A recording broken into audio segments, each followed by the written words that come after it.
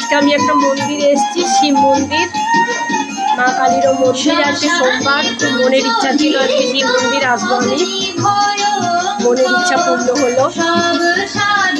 আমার ভিডিওটা দেখো সবাই, লাইক করো, শেয়ার করো, কমেন্ট করো না, সাবস্ক্রাইব করো।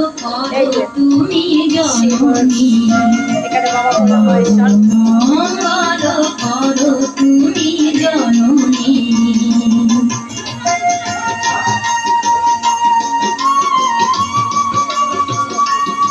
জয় বাবা ভোলা মহেশ্বর।